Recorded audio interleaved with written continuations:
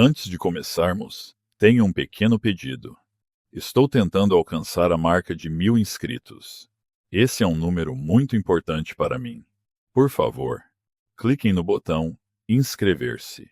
É apenas um clique, mas para mim é uma motivação enorme para continuar criando vídeos. Muito obrigado a todos vocês. Ela permaneceu deliciosamente imóvel diante de 300 lobos, sem chorar, sem implorar, sem fazer nada das coisas desesperadas e indignas que sua corte esperava de uma mulher que acabara de ser publicamente desvinculada do alfa mais poderoso do continente. Serafina Voss manteve seu lugar no centro do grande salão de Ironholt, as mãos soltas ao lado do corpo, o queixo erguido, a respiração tão firme que era quase um insulto. A luz do fogo esculpiu sua sombra longa e afiada pelo chão de pedra, e cada lobo naquele salão prendeu a respiração, esperando que ela desmoronasse.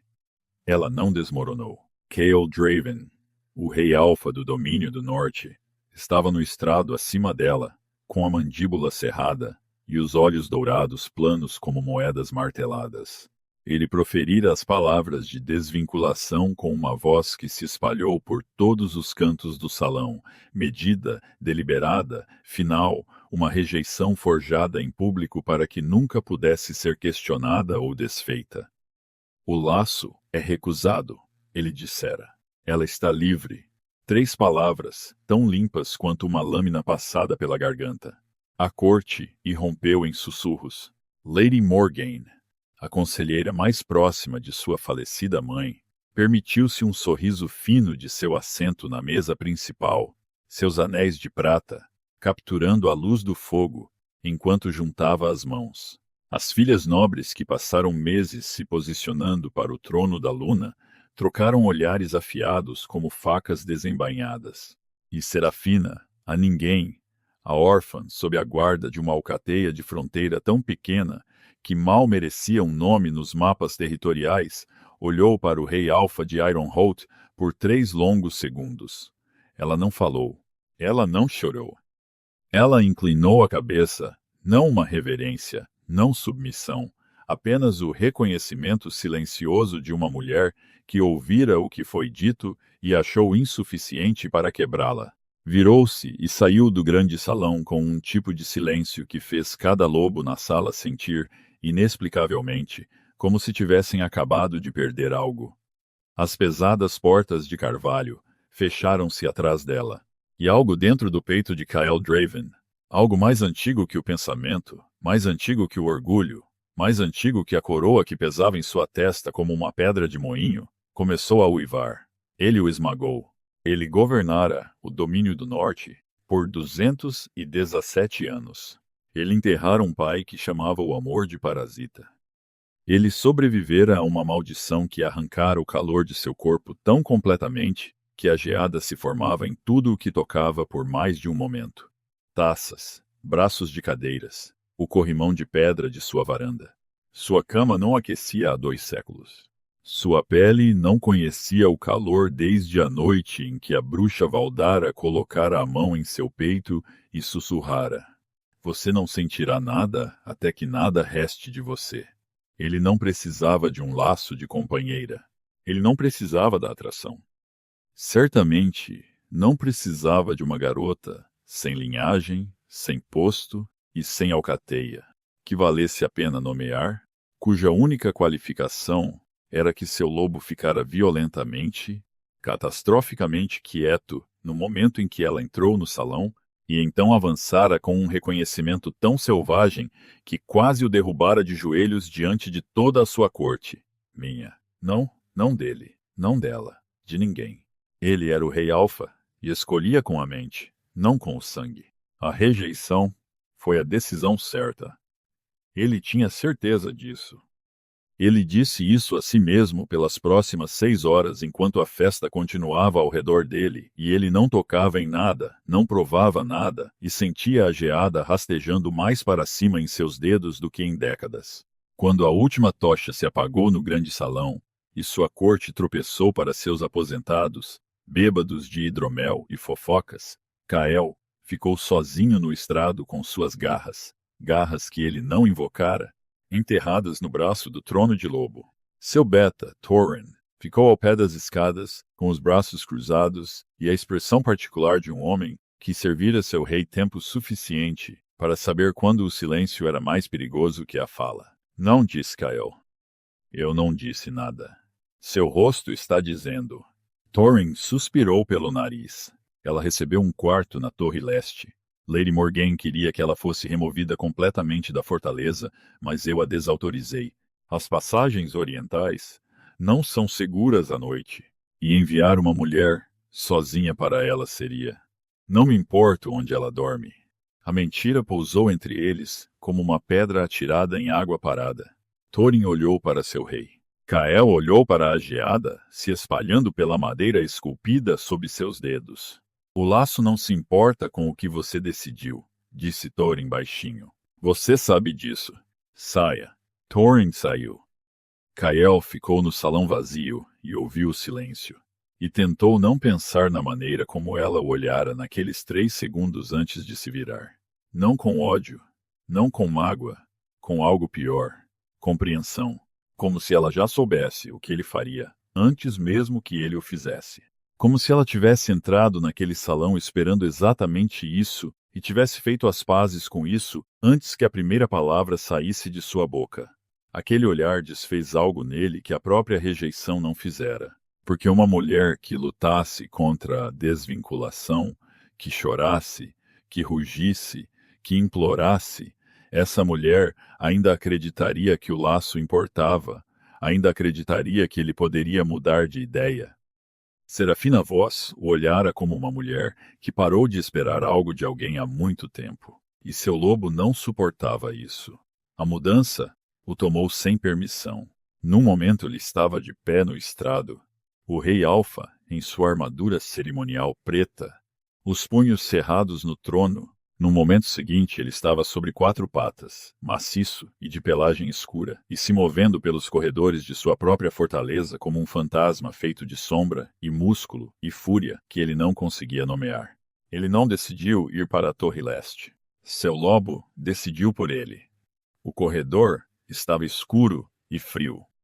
Tudo em Ironholt era frio. Estava frio, desde que a maldição se instalou na pedra como um segundo inverno que nunca se dissipava. Suas garras clicavam nas lajes. Sua respiração vinha em puxões baixos e constantes, inalando o cheiro da fortaleza. Ferro, fumaça antiga, resina de pinho, o almíscar persistente de 300 lobos que haviam festejado em seu salão. E sob tudo isso, entrelaçando o frio como uma veia de calor em terra congelada, ela cheirava a fogo de lareira e sálvia selvagem e algo doce por baixo, algo que seu lobo não tinha nome, exceto necessário.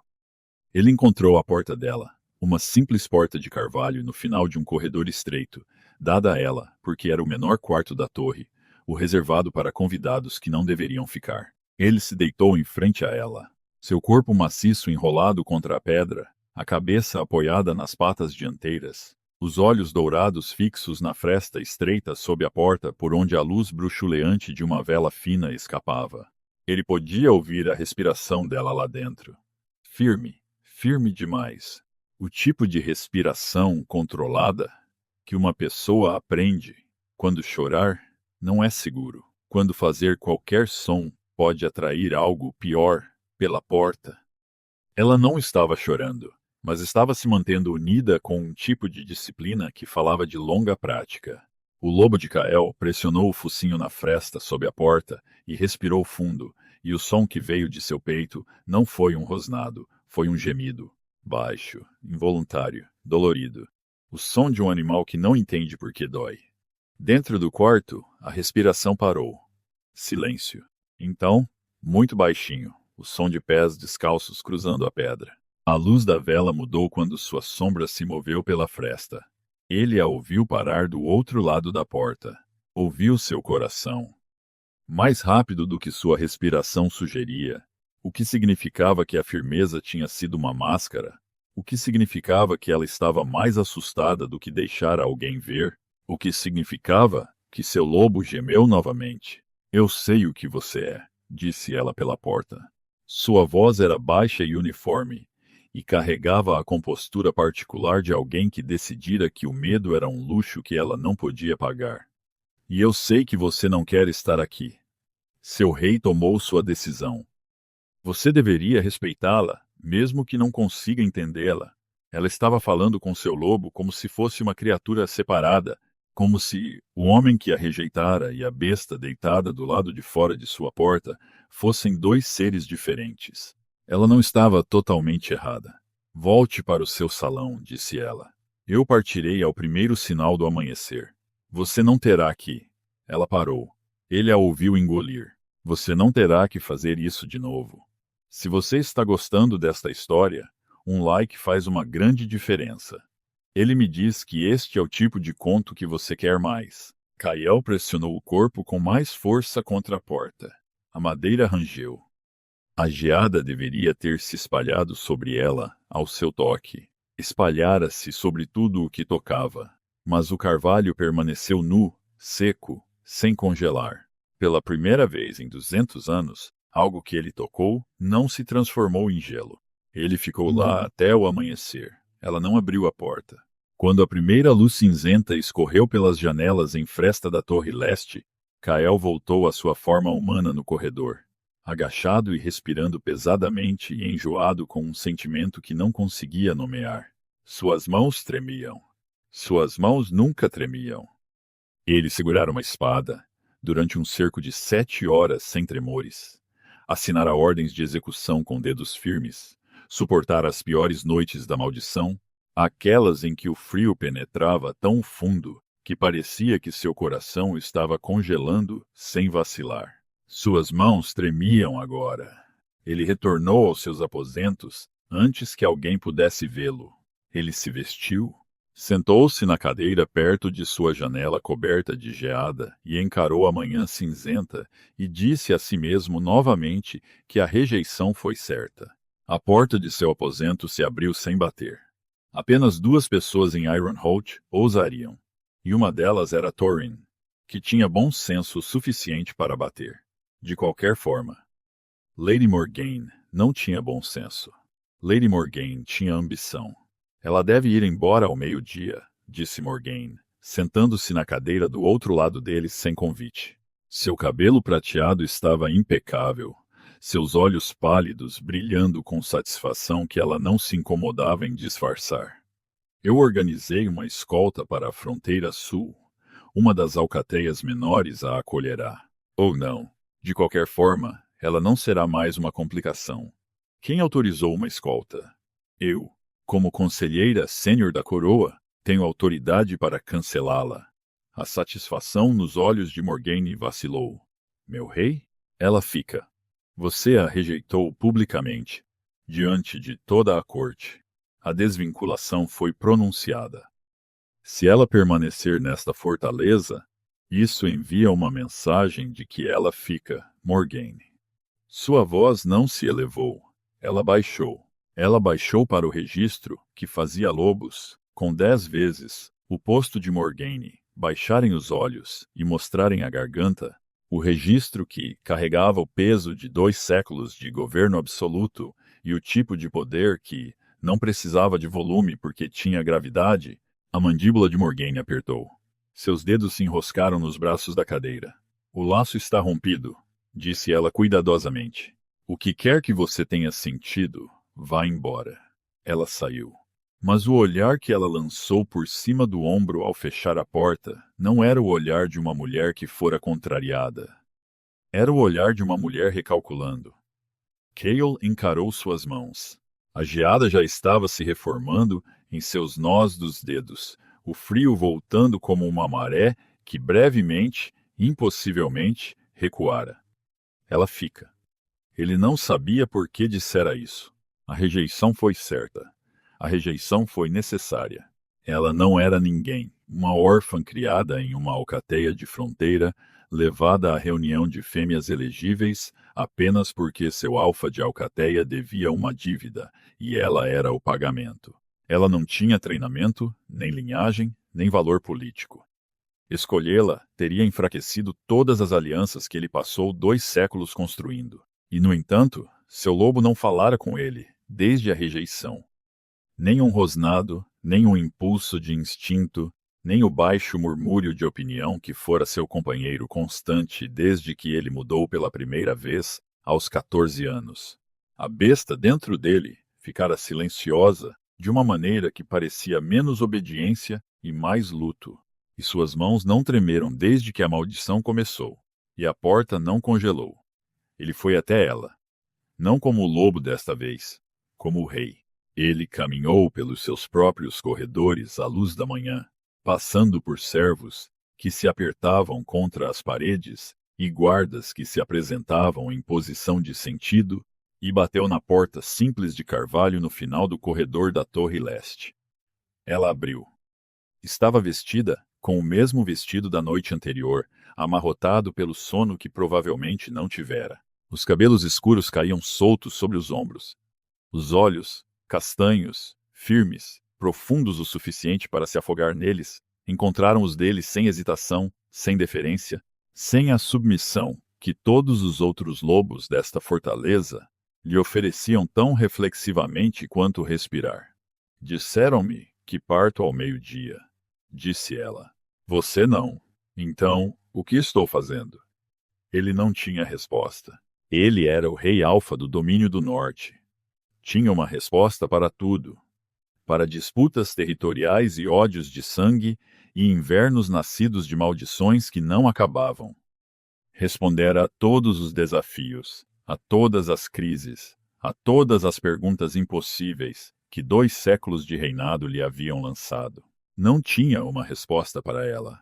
Sua porta, disse ele. Ontem à noite, ela não congelou. Algo mudou atrás dos olhos dela. Não surpresa, reconhecimento. Como se ela também tivesse notado e estivesse pensando nisso a noite toda. Eu sei, disse ela. Tudo o que toco congela. Pedra, madeira, metal, pele. Assim tem sido por 200 anos. Tudo, exceto aquela porta. Exceto, ele parou. A mandíbula contraiu. A admissão que se formava em sua garganta parecia engolir vidro quebrado. Exceto quando seu lobo estava encostado nela. Ela completou por ele, quietamente. Sem triunfo ou acusação ou pena. Apenas a verdade. Oferecida de volta a ele como um espelho segurado firmemente. Ele a encarou. O gelo em seus nós dos dedos estava recuando. Podia senti-lo. O calor real, espalhando-se de suas pontas dos dedos para cima, hesitante e aterrorizante, como sangue, voltando a um membro que estivera dormente por tanto tempo que ele esquecera que fazia parte de seu corpo. Eu a rejeitei, disse ele. Sim, na frente de 300 lobos. Eu estava lá. E você ainda está aqui olhando para mim como se parou novamente. Sua voz fizera algo que não fazia há 2 séculos. Rushera, como se o quê? Perguntou ela. Como se eu importasse para você, depois do que fiz. Você deveria me odiar.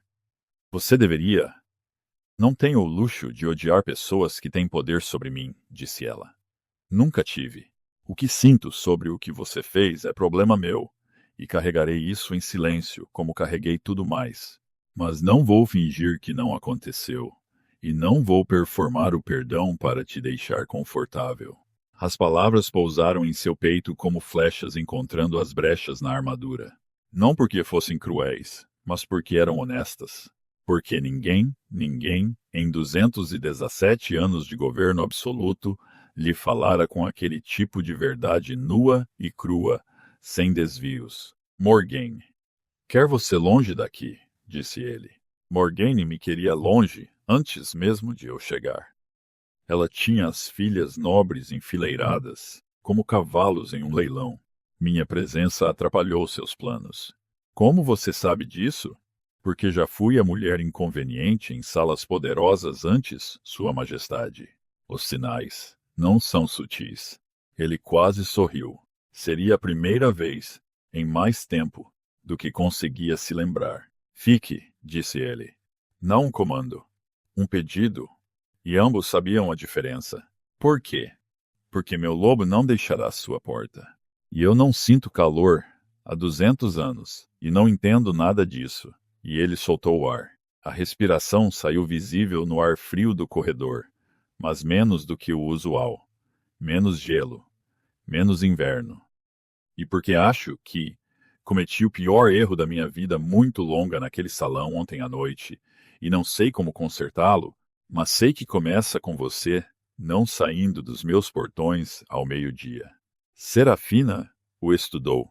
O rei Alfa do domínio do norte, parado em um corredor estreito do lado de fora da sala menor da Torre Leste, pedindo a uma mulher sem nome, sem patente e sem matilha para ficar em uma fortaleza feita de gelo, porque ela era a única coisa quente que ele tocara em 2 séculos. Eu fico, disse ela, mas eu não sou sua companheira, Kael Draven. Você garantiu isso ontem à noite. Se quiser desfazer o que fez, terá que conquistá-lo. E conquistá-lo significa me dizer a verdade, toda ela. Começando pela maldição. Seu lobo se mexeu pela primeira vez desde a rejeição. Não um uivo, não uma onda, uma respiração. O sinal mais silencioso possível de algo que ainda não era esperança, mas que não era mais silêncio. Esta noite, disse ele, a Torre Norte. Há uma sala onde... Ele hesitou. Para onde eu vou quando o frio é pior? Ninguém mais sabe disso. Eu te contarei tudo. Ela sentiu uma vez. Então fechou a porta. Ele ficou no corredor e olhou para as próprias mãos. O gelo desaparecera completamente dos seus dedos. Sua pele estava quente. Não quente, não queimando. Apenas o calor simples e comum de um corpo vivo. O tipo de calor que toda outra criatura no mundo tomava como garantido e que ele não sentia desde que era um jovem parado em uma sala com uma bruxa que queria ver um rei congelar de dentro para fora. Naquela noite, na sala escondida no topo da Torre Norte, uma sala que ele nunca mostrara a ninguém, uma sala onde as paredes estavam arranhadas, com marcas de garras, das noites em que o frio o levava a se transformar e andar como uma coisa enjaulada. Ele contou a ela. Contou sobre Valdara, sobre a maldição que não era punição, mas pagamento. Seu pai havia barganhado com a bruxa por vitória militar e oferecido o calor de seu filho como preço. E Kael tinha 16 anos e não teve voz nisso. Contou sobre os 200 anos de isolamento congelado, de ver taças racharem em sua mão e de ver servos recuarem de seu toque e de dormir em uma cama coberta de geada todas as manhãs. Contou sobre os lobos que tentaram ser sua aluna e não puderam suportar o frio que irradiava dele. A última perdeu 3 dedos por congelamento apenas por segurar sua mão. Contou sobre a profecia que Morgeni encontrara nos diários de Valdara depois que ela morreu, que a maldição só se quebraria quando o rei pudesse ser tocado sem congelar, quando o calor voltasse por si só, não convocado ou forçado, mas dado livremente por quem não esperava nada em troca. Morgane encontrou a profecia, disse Serafina lentamente. E ele observou sua mente trabalhar por trás daqueles olhos castanhos firmes, e então arranjou uma reunião de filhas nobres, mulheres elegíveis de linhagens poderosas. Sim, mulheres que esperavam tronos e títulos e alianças. Mulheres que o tocariam por causa do que receberiam em troca. Ele não disse nada. E então eu entrei. Uma nobre que não esperava nada, cujo toque não tinha ambição por trás dele. E seu lobo soube. Ela olhou para ele. E Morgane também soube. É por isso que ela me queria longe, antes mesmo de eu chegar ao salão. Não porque eu fosse indigna, porque eu era a resposta. A sala ficou muito quieta. Kael sentiu algo rachar atrás de suas costelas. Não dor, não exatamente. Mas a fratura de uma parede que se mantivera por 2 séculos. Uma parede que ele construíra tijolo por tijolo de frio e dever, e da certeza absoluta de que morreria congelado e sozinho. Ela tem mantido a maldição, disse ele. E sua voz era quase um sussurro. Não é? Ela encontrou a profecia. Ela controla quem se aproxima de você. Ela arranjou a rejeição. Posicionou as filhas nobres. Garantiu que a pressão política tornaria a escolha por mim impossível. Ela não precisava manter a maldição. Ela apenas precisava garantir que a cura nunca chegasse a você. Por quê? Porque um rei congelado é um rei controlável. Um rei que não pode tocar, não pode sentir, não pode se ligar. Esse rei precisa de conselheiros, precisa de manuseadores, precisa de Morgaine. A luz da vela tremeluziu. As marcas de garras nas paredes pareceram se aprofundar nas sombras mutáveis. E Cale Draven, que não chorava há 200 anos porque suas lágrimas congelavam antes de cair, sentiu calor atrás dos olhos pela primeira vez desde que era um menino. Você deveria ir, disse ele. Se Morgaine sabe o que você é, o que você poderia fazer, ela não vai te deixar viver tempo suficiente para. Serafina estendeu a mão e pegou a dele. O calor o atingiu como uma onda quebrando em uma costa congelada. Correu por seu braço, pelo peito, inundou suas costelas e encheu seus pulmões de ar que estava quente, realmente quente. Pela primeira vez em 2 séculos, ele ofegou. Seus dedos se fecharam em volta dos dela involuntariamente, desesperadamente. E o gelo que perpetuamente cobria sua pele recuou como a escuridão de uma tocha acesa. Eu não vou a lugar nenhum, disse ela. Ele estava tremendo. Todo o seu corpo tremia, não de frio, mas da ausência dele, da sensação avassaladora, devastadora, insuportável de sentir algo após 200 anos de nada. Serafina. A porta explodiu para dentro. Morgaine estava no limiar com 4 guardas armados, seus olhos prateados faiscando, sua compostura finalmente despojada para revelar o que sempre estivera por baixo dela. Fúria fria e calculista. Capturena, disse Morgaine. Ela está manipulando o rei através de magia de sangue proibida. Eu invoco o protocolo ancestral. O rei está comprometido e eu assumo a autoridade temporária de... Você não assume nada. A voz de Cale abalou as pedras. Não volume. Frequência. A ressonância de um alfa, cujo poder não era político, mas primal, profundo até os ossos. O tipo de autoridade que não pedia obediência, mas a impunha. Do jeito que a gravidade impõe a queda. Os guardas caíram de joelhos. Não por escolha. Seus lobos os forçaram a se ajoelhar, reconhecendo o que suas mentes humanas ainda não haviam processado. Seu alfa estava em pleno poder, pela primeira vez em 2 séculos. E o frio que o silenciara, o amortecera, o mantivera funcionando com metade de sua força por 200 anos, desaparecera. Morgaine não se ajoelhou, mas seu rosto ficou branco. Você encontrou a profecia de Valdara, disse Cale, avançando sobre ela. E a cada passo, o gelo no chão derretia sob seus pés, deixando pedra molhada, deixando calor. Você a encontrou e a enterrou. Você selecionou todas as mulheres que se aproximaram de mim, garantiu que fossem ambiciosas, políticas, transacionais. Você sabia que a maldição se manteria enquanto ninguém me tocasse com calor genuíno? E quando o vínculo escolheu alguém que poderia realmente quebrá-lo, você engenhou uma rejeição. Tudo o que fiz foi pela estabilidade desta matilha. Tudo o que você fez foi pela estabilidade do seu poder. Ele parou na frente dela. O calor irradiando de seu corpo era visível agora. Vapor subindo de sua pele no ar frio da torre, a umidade congelada nas paredes começando a pingar e escorrer. 200 anos, Morgaine. 200 anos de frio, de isolamento, de acreditar que eu era irreparável. E você teve a resposta em suas mãos o tempo todo. A compostura de Morgaine se estilhaçou.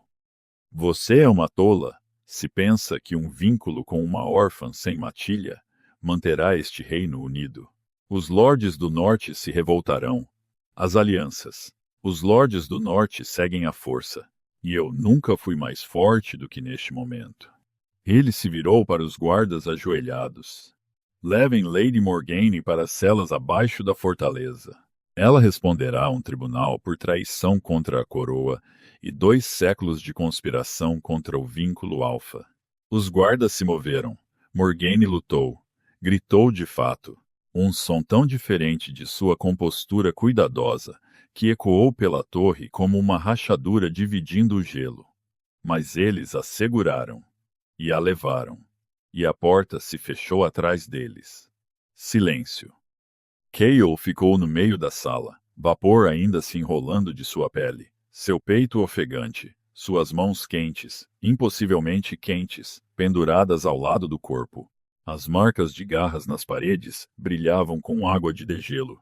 A vela queimava mais forte do que deveria. Ele se virou para Serafina.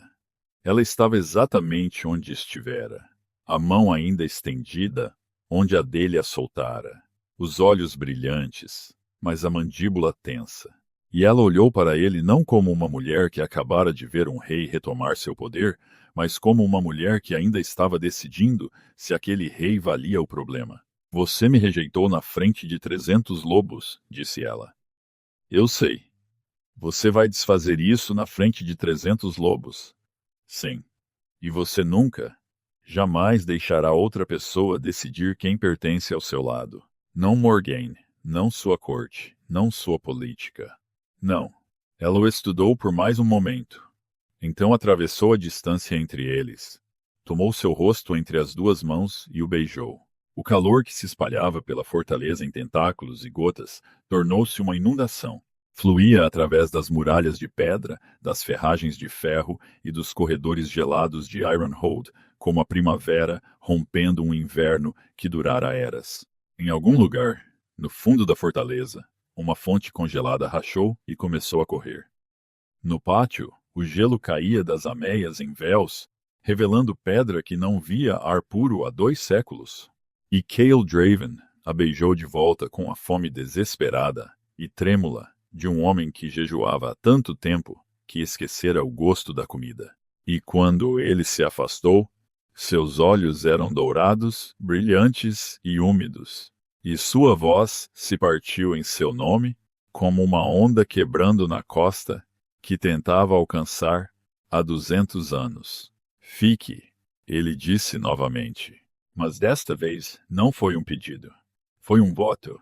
3 meses depois, os jardins de Ironhold floresceram pela primeira vez em memória viva. A corte havia mudado. Não da noite para o dia. Nada real muda da noite para o dia. Mas de forma constante, inconfundível, como um rio congelado descongela do centro para fora. Os corredores, que haviam sido perpetuamente frios, agora exalavam calor. Fogos queimavam mais altos. Lobos riam mais alto. Os servos não mais vacilavam. Cale havia se postado diante daqueles mesmos 300 lobos e proferido as palavras de união, não de separação, com uma voz que não vacilou e olhos que nunca deixaram os dela. Ele mesmo colocou a coroa da luna em sua cabeça. Uma coroa de prata escura e âmbar, que fora forjada nova, porque a antiga fora escolha de Morgaine, e ele não daria a Serafina nada que carregasse as impressões digitais daquela mulher. O tribunal de Morgaine fora rápido. 2 séculos de conspiração expostos através de diários e correspondências encontrados em seus aposentos privados. Ela não lançara a maldição. Essa fora Valdara, e Valdara há muito estava morta. Mas ela garantira sua permanência. Manipulara cada aspecto do isolamento do rei para manter seu controle na sombra do trono. Ela foi exilada para as regiões mais distantes do leste, despojada de patente, seu nome riscado dos registros da corte. Serafina governava ao lado dele, com a mesma compostura firme que a levara através de uma rejeição pública sem uma única lágrima. Ela não era barulhenta. Não era dramática. Ela simplesmente se mantinha onde estava e falava a verdade em salas cheias de lobos que passaram séculos negociando com mentiras cuidadosas. E, um a um, eles começaram a segui-la. Não porque ela o exigisse, mas porque ela o conquistara. Em uma tarde quente, genuinamente quente, o tipo de tarde que teria sido impossível 3 meses atrás, uma carta chegou do bando de fronteira que enviara Serafina para a reunião como pagamento de uma dívida. A caligrafia do alfa do bando era trêmula. As palavras eram cuidadosamente escolhidas e mal escritas, pingando com a desespero particular de um homem que acabara de perceber que a mulher que ele tratara como inútil era agora a aluna mais poderosa do continente. Cale encontrou Serafina, lendo-a no jardim, sentada em um banco de pedra cercado por flores silvestres que haviam rompido um solo que estivera congelado por 2 séculos. O que diz? Ele perguntou. Ela dobrou a carta e o olhou. A luz do sol refletiu em seu cabelo e seu lobo. Agora tranquilo, quieto com uma satisfação que ainda o espantava, todas as manhãs, quando acordava aquecido ao lado dela, pressionado contra seu peito com algo que parecia paz. Diz que ele sente muito. Ela disse. Você vai responder? Ela ponderou. Então ela enfiou a carta no bolso e pegou a mão dele. Calor contra calor. Pele contra pele. Simples e devastador em sua normalidade. E sorriu. Não. Ela disse.